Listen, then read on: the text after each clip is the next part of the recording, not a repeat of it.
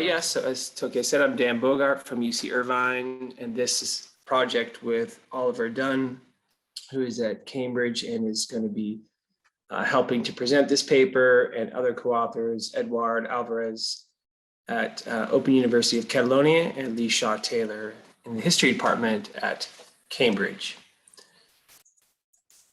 Okay, so yes, this is a paper about lighthouses. And let me start by giving some motivation for that. This is an image on the right of the famous public economics textbook by Nobel Prize winner Joseph Stiglitz. And you may wonder, why is there a lighthouse on the cover of that textbook? And that's because lighthouses have been this subject of an exciting debate in economics, very long running, about the charging mechanisms of public service, and how can public goods be provided when there's a potential for free riding. And in this literature, there's a very famous article by Keynes, who said, everybody before has argued that lighthouses were a public good, Mills, Samuelson, and so on. He said, no, that they're not actually a public good. And he drew that conclusion from history. He said in England, private entrepreneurs charge for lighthouses that they actually built. So he sort of turned this literature kind of on its head in a way. And since Keynes, there's been all kinds of papers that have been written, historical and of economics nature, sort of discussing what kind of organizations provide lights in all kinds of different contexts: England, Europe, Japan, different settings, right? But if you kind of look at this literature, the key question still remains, what type of organizations can best provide lighthouses, and then more generally provide public services? That's kind of a bigger question we have in economics. So what we're going to do in this paper is use some new data to study how organizations matter for lighthouse efficiency. And we're going to do that in the English case in the first half of the 19th century, which is where Keynes grounded his critique. So just give you a quick summary of lighthouses. In the early 19th century, and especially in the 1820s, it was a really important issue in England. And the issue here was that the shipping industry felt that it was losing competitiveness relative to American ships and other European ships because of lighthouse policy. They were being forced to pay very high light dues, they argued. And that led to all kinds of public inquiries into lighthouses. And the focus of these inquiries were the organizations that were providing these lights and forcing people to pay. So in the 1820s, there were three organizations that coexisted in the lighthouse sector, which is kind of a unique setting at this time to have three organizations rather than one. And one of the main organizations was a seamen's guild, Trinity House. And what it did is it charged light dues around the coast. And the way this would work is that a ship would arrive at a port. An agent would determine, based on where it came from, how many lights it passed, and therefore how much it should pay to those lighthouses, and he would collect that money and distribute it back to the provider of the lighthouses. So Trinity ran a big system like that in the 1820s. But Trinity wasn't alone. There were private providers, which are known in literature as the privates. They also charged light dues around the coast in a very similar way to Trinity. There was a third group. There consisted of trusts and commissions that are called harbor authorities in our analysis. And they were different because they charged harbor duties. And that was basically just fees when ships entered their port. And they were also different in that they combined lights with providing broader harbor services like piers and so on. So there was a big shock to this industry in 1836 when the law changed and it forced privates to sell to Trinity House. And this was a very big intervention at the time, and probably, I think, the first case of a large-scale use of compulsory purchase powers. But not every organization was affected. Harbor authorities continue to operate as they did before. So the main thing that happened here is the privates were forced to sell to Trinity. So after 1836, it was Trinity and harbor authorities in this market. So what we do in the paper is we are going to estimate how lighthouse fees and operating costs were affected by control of these different organizational types. And we want to empirically evaluate also the effects of the 1836 law. We're going to improve on a bunch of prior studies, which haven't gone into as much detail in the data, trying to sort out the effects of organizations, but are definitely related. And where we're kind of innovating here, I think, is to bring together these data sources to create lighthouse level outcomes. So much of the prior literature is operated in aggregates, and we want to go down to the individual lighthouse level, which is controlled by various types of organizations. We have some sources that Oliver is going to explain in a moment, and this is what we've largely used the Keynes funding to do, is create these data sets. So with that, we want to test a bunch of hypotheses that come from the literature, that come from the sources, come from our thinking about public economics and so on. So the first is that privates charged higher light dues than Trinity and had higher margins. And the reason we think that might be the case is that privates had stronger profit maximizing incentives. So they were for-profit operations, whereas Trinity was a nonprofit guild with broader sense of responsibility for public safety and so on. So we think that privates had a stronger incentive to charge higher dues, and we'll test that. Another hypothesis is that light dues for Trinity and the privates are going to trend down prior to the takeover in 1836. And the reason for that is there was a lot of government inquiries and investigations prior to this big change in the industry. So these firms sort of could anticipate something was coming or a threat of government intervention. And we think that that would stimulate an organization like Trinity or privates to charge lower rates, to look like a more efficient firm in the eyes of the government. Our third hypothesis is that the light dues that of the formerly private lights that were taken over may not decrease as much after 1836. And the reason for that is Trinity's was forced to take on the debts from the compulsory purchase. So in economic terms, you can think about their fixed costs rising, and in order to meet their debt payments, they had to charge higher light dues than they would have otherwise. So the implications of this reform are a bit complicated, we'll argue, and the effects modest. The fourth hypothesis is that Trinity had lower light due collection costs. So that was than privates. That was key in this system. You had to go out and collect these dues at the ports. And because Trinity was so big, it had scale advantages. It had different contractual structures, and we think that was perhaps key in it having lower collection costs. And finally, harbor authorities, which are this different type of organization, we think, and we observe their maintenance costs, which we can compare with Trinity and privates. We think that they had lower maintenance costs due to their ability to bundle lights with other harbor services. All right, so here are the main findings. I'll try to be really quick. So we look in 1831, which is our benchmark year before the takeover, where we have very rich data, cross-sectional data. And we can show you light due rates, operating margins, collection costs are all lower under Trinity versus privates. We also find that agent commission rates are lower for Trinity, even within the same ports. We have a nice port level data set to exploit there.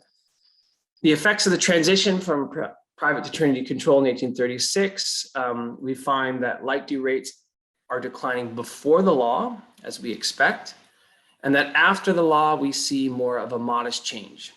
And in particular, the formerly private lights, their light due rates don't decline as much when Trinity takes over. So something happened in this reform that inhibited a lot of reduction in light due rates. And then finally, we're going to compare harbor authorities with others in 1831 and 1844, and we're going to find that harbor authorities they're very different from Trinity and privates and where they operate in the environment. They're near ports, but they also have very low maintenance costs. Very quickly, just some implications. Private lighthouses seem to be associated with market failure. The rise of Trinity was really important for efficiency. 1836 law was a little bit disappointing in its efficiency gains. And harbor authorities are this important provider of light, generally a complement, but they seem to provide this cost-effective alternative to Trinity. And we think that there are hopefully some general lessons about organizations and public service delivery more generally. So let me turn it over to Oliver to say a few things about the data. Yeah, thanks very much, Dan. Thank you to the conference organisers for having us, and to the Keynes Fund for funding this project. I'm going to talk a little bit about the sources very briefly. We have lots of very detailed information from a parliamentary select committee, or well, a few of the multiple parliamentary over the years that provide lots of data. Basically, these committees, like they do today, collect lots of information from witnesses, and they ask for documents from organizations describing, in this case, finances, a number of information about the lighthouses. So we're able to collect lots of this data because we use this source. The select committee basically classifies the lights into three main types that we use ourselves. We have Trinity, we have private, and then we have the local or harbour commission. So we're using original descriptions of the organisations that ran these lights, which is important to note, I think. So yeah, the select committees provide all this data from about 1822 to about 1844 and beyond, in fact. And we link these lights together between the different reports to create this series of data on the finances that we're able to exploit in this paper. We also recently added financial data on Trinity after the takeover for its gross revenues and expenses for 1835 to 1850. So we could create this extended analysis of what happens after the law that abolished private lights because they were too expensive, essentially. And then finally, we linked all of this financial data to this huge data set that we've been creating called LAN, Light Aids to Navigation. And this is a data set designed for geographical information systems. So each light has its own observation and has coordinates assigned to it, which I found mostly, and located these lights. So we can create maps, all sorts of analyses based on geography and so on, which is really interesting. It's never been done before. And this data set is published, as you can see at the bottom. Next slide, please, Dan. So all of this data essentially allows us to create these detailed analyses of the different organizations, less so for harbours because less data was available. This table shows you really the general results in means. So we have financial outcomes by different organizations in 1831. 1831 is a period when we have the richest data, so we use this as our key benchmark. The first row, we see that Trinity is charging much less than privates at this time. Its operating margins are much lower.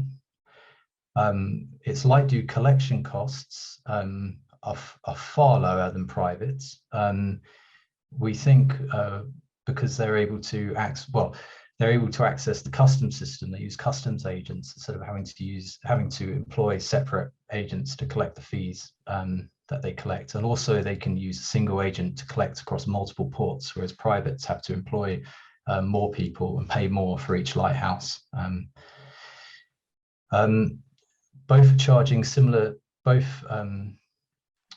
organizations are paying the collectors of fees similar amounts, as you can see. But interesting, the last row, we see that Trinity is spending a lot more on the maintenance of its lights. That's partly because the lights are a bit bigger, a bit newer, using more gas, but also possibly because they're maintaining them better than privates. Harbours have smaller lights in general, and perhaps for that reason are spending less on the maintenance. Okay, Dan, back to you. Thanks. All right, so this is a table that shows you that we have all of these organizational characteristics to go along with this data on financial outcomes, like the visibility range, what technical characteristics, and then we also have their location, latitude, longitude, distance, and ports. And all this to say is we have this empirical challenge here that it could be that these characteristics of location and operation might be confounders to explaining finance. So we need to think about controlling for these. So what we do in the paper is we go through and we do OLS regressions where we compare, in this case, I won't go through all these tables in detail, but we show that Trinity has lower light due rates and operating margins, even after you condition on location and characteristics. We've been doing propensity score matching to try to find really similar comparisons between Trinity and privates. I won't go through the details there. We come up with this interesting counterfactual that if Trinity lights were switched to private lights, that the average light due rate in England and Wales would be 20% higher. So that would have been made the shippers not very happy. Their industry would not have been as competitive in England. We have some information about commission rates with imports. So sometimes Trinity and privates levy commissions or collected dues in the same port. And we can compare within that port how different they are. And we find indeed Trinity has much lower commission rates. The interesting thing too is this law. Let me just maybe just spend a moment on this and then I can end. We're able to follow 11 private lights and that were private in the 1820s and 13 Trinity lights starting in the 1820s and running through the period before the takeover and after. And what's quite interesting is there's a couple of points about this graph. The blue are the privates, the orange are Trinity. So both groups are trending down over time. Light due rates are falling. But Trinity has this very large fall in light due rates from the 1820s to 1834, prior to the takeover. So we think they are anticipating the takeover and trying to show that they are the most efficient organization and they should run this industry.